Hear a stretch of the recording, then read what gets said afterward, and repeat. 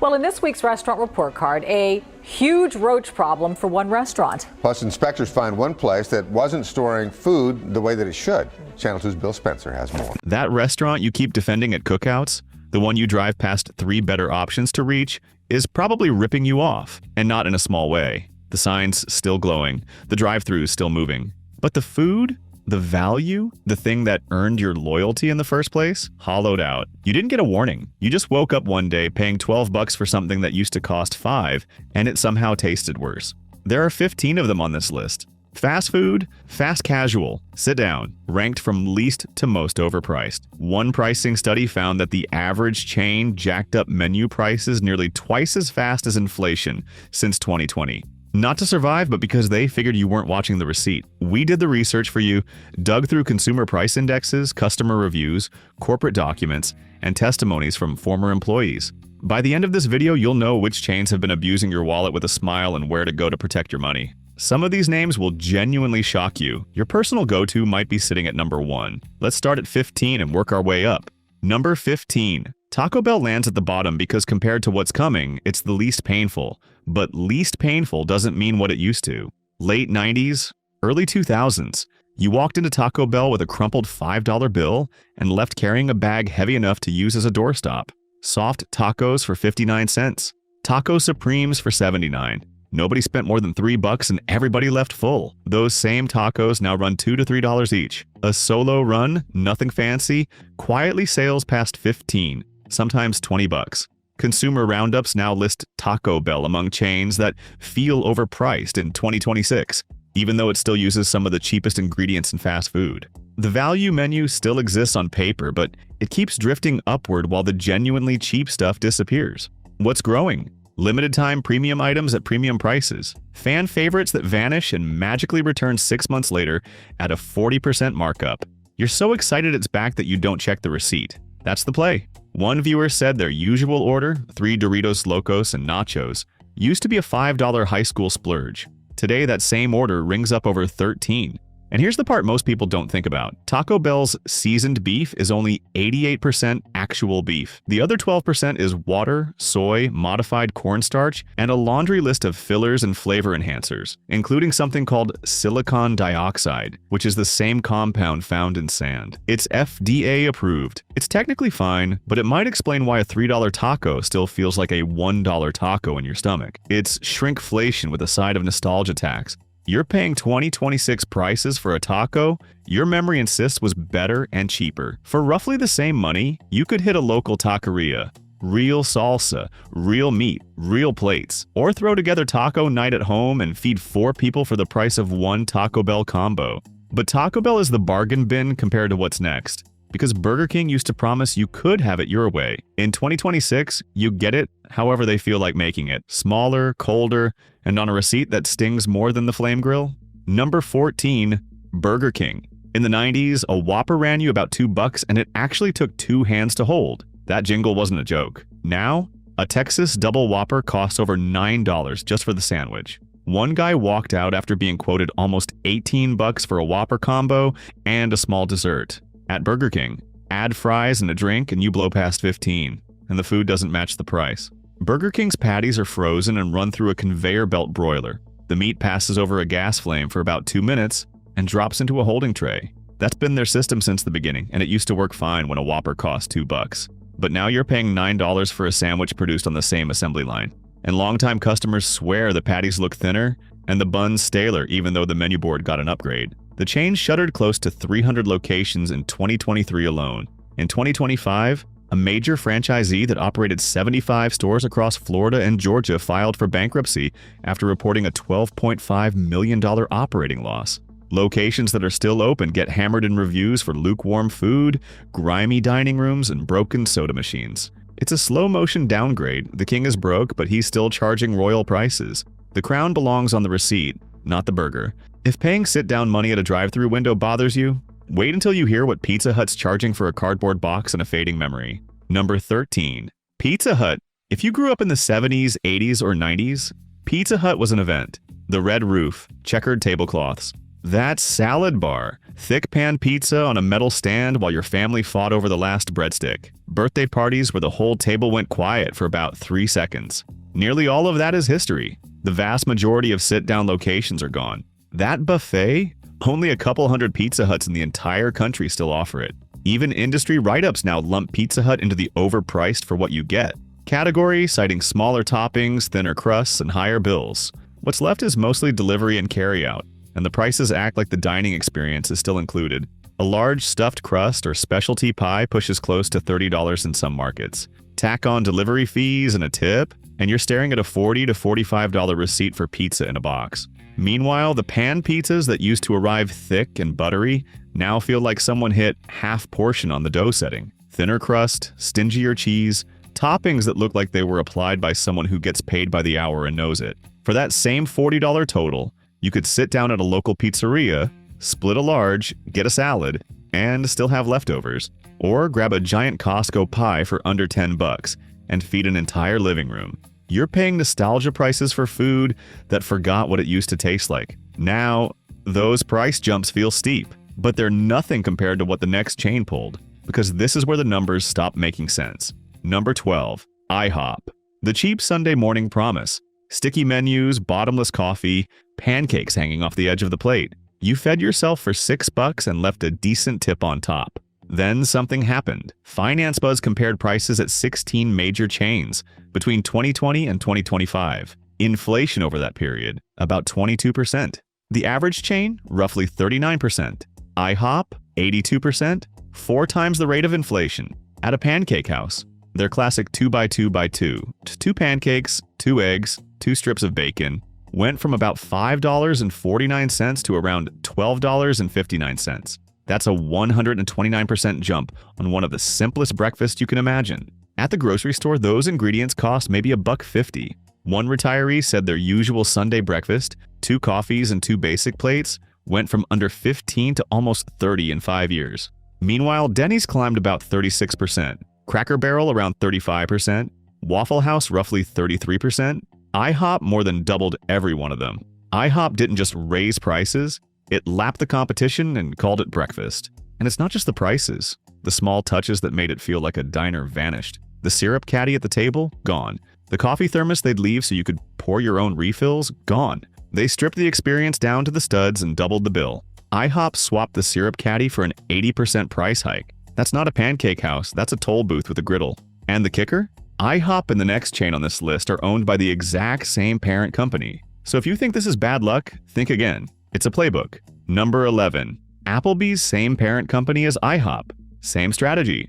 Applebee's sold itself as the neighborhood grill. Burgers, ribs, neon beer signs, and a vibe that said, bring the family and nobody goes broke. That 2 for $20 deal was the whole pitch, except it's been creeping to $22, then $24. The all-you-can-eat promo went from about $9.99 to $15.99. And here's what several former employees have claimed on Reddit.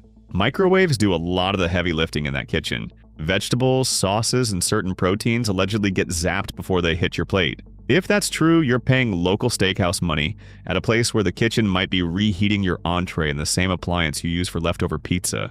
Applebee's is still the neighborhood grill. The neighborhood just got a lot more expensive, and nobody renovated the restaurant to match. It's corporate comfort food with a convenience store soul and a price tag that forgot the neighborhood's paycheck. Now look, if any of this hits close to home, you're not imagining things. People all over the country are saying the exact same stuff. One guy reported paying $35 for an 8-piece KFC bucket.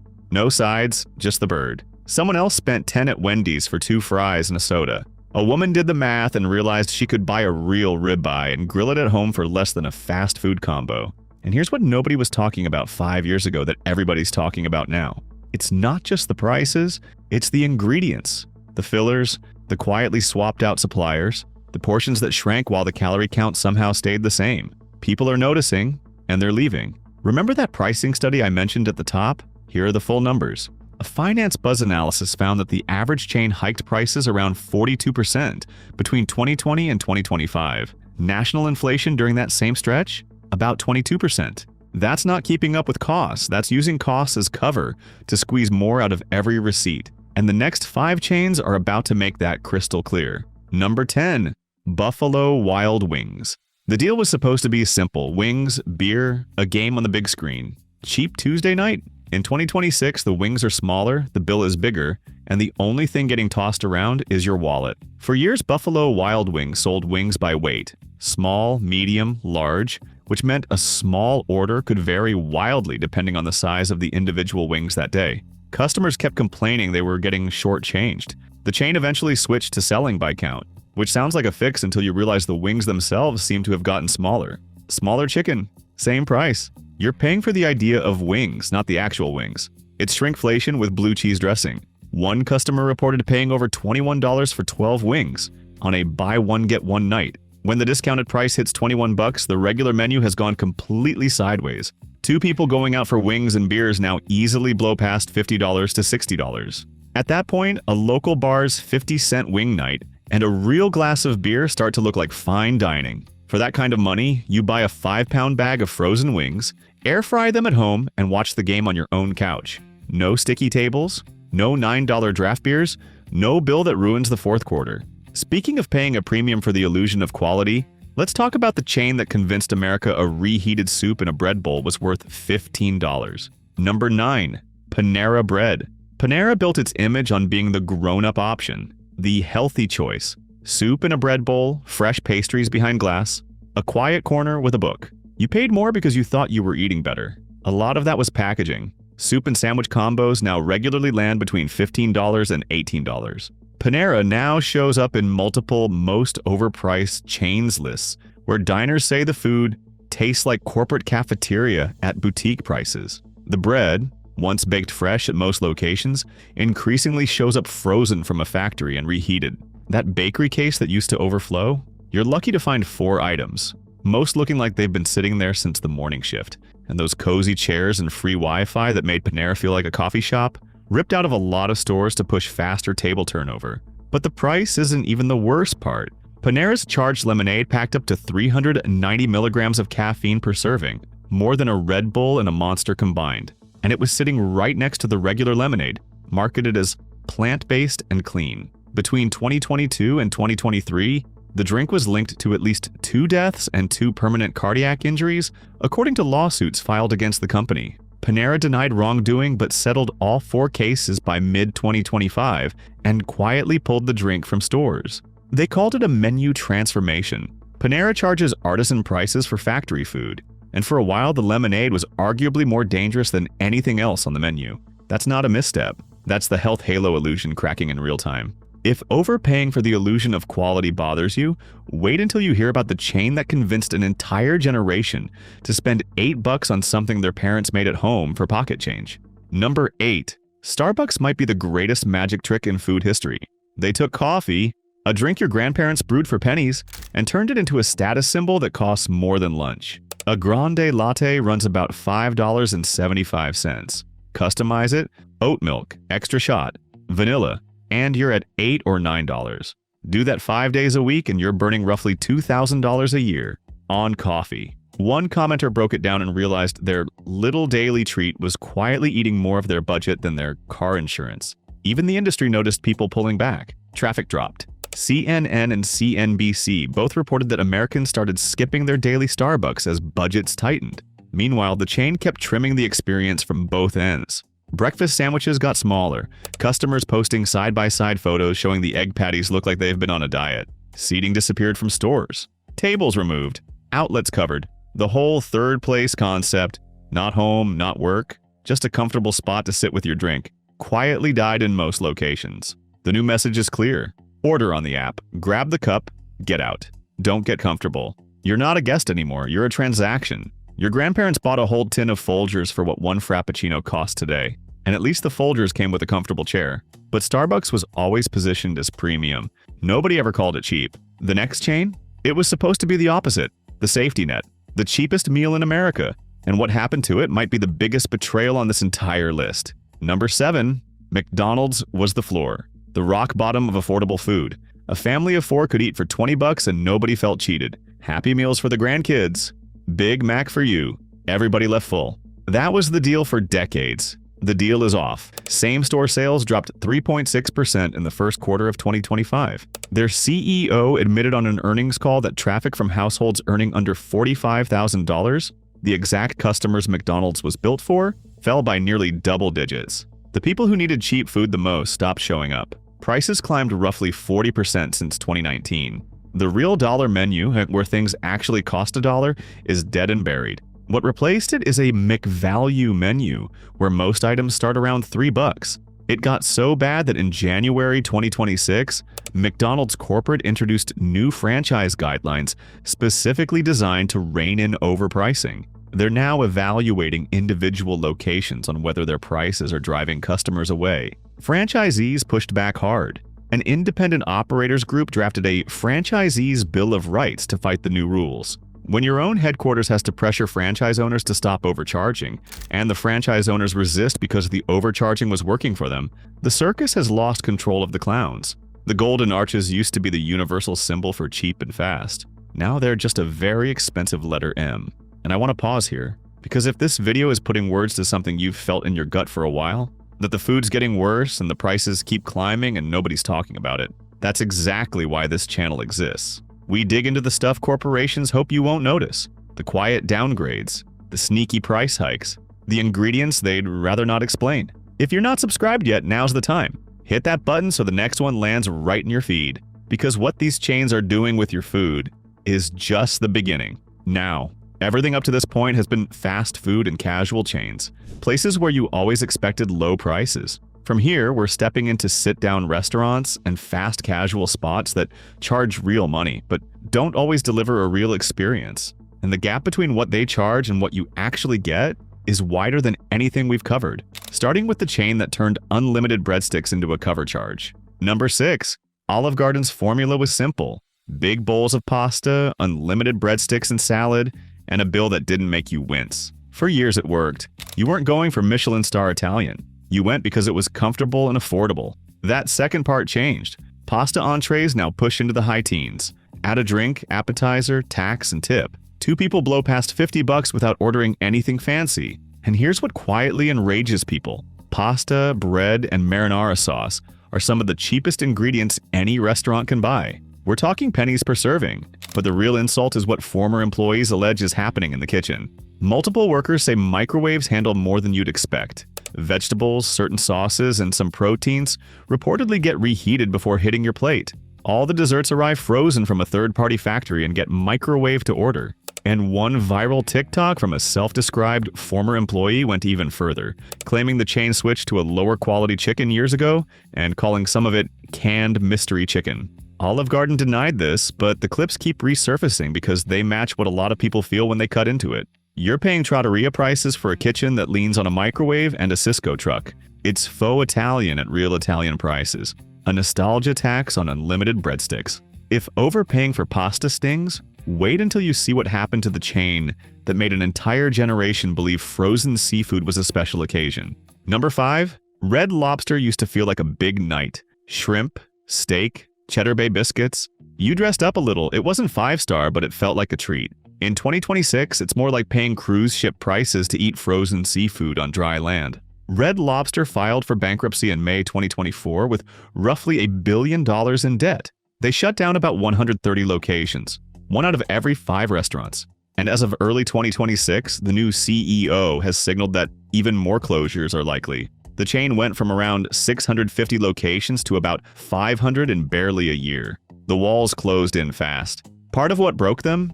Their own promotions. The ultimate endless shrimp deal couldn't cover its losses at $20. The new CEO said he'd never bring it back, because I know how to do math. Meanwhile, regular entrees run $20 to $30 for plates. Customers describe as small portions with heavy breading designed to hide the thin protein underneath. One lifelong fan said the last time they went, their lobster was so small they thought it was a large crawfish, and the bill still cleared $80 for 2. The lobster bisque that used to arrive thick enough to stand a spoon in now feels stretched and watery. For that price, a local seafood restaurant gives you fresher fish, an actual kitchen, and a bill that doesn't haunt you.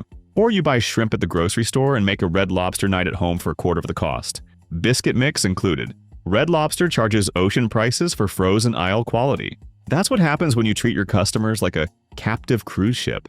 Eventually, the ship sinks. The next chain tried the opposite approach, a massive menu that promises something for everybody, but the only thing that's truly oversized anymore is the check. Number 4. The Cheesecake Factory used to be the place where the menu was thicker than a novel, the plates were absurdly big, and you always took leftovers home. A slice of cheesecake the size of your head was the grand finale. The menu's still thick, the portions aren't. In 2023, the chain raised prices about 10.5%, and traffic dropped nearly 4%. But the real firestorm ignited on Reddit and TikTok, where customers started posting photos of cheesecake slices that looked half the size they remembered. Multiple self-described bakery employees claimed the cutting machines were recalibrated.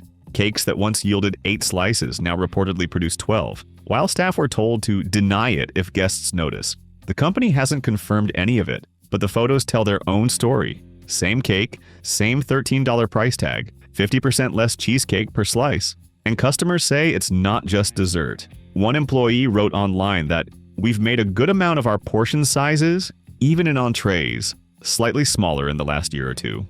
Dinner for 2 now commonly lands between $70 and $100. The days of eating half at the restaurant and taking the rest home for tomorrow are over. Now the only leftover is the dent in your bank account. It's a portion size magic trick where the only thing that actually grows is the check. At least Cheesecake Factory gives you a plate and a fork. These last 3 chains charge the same kind of money and hand you a paper bag.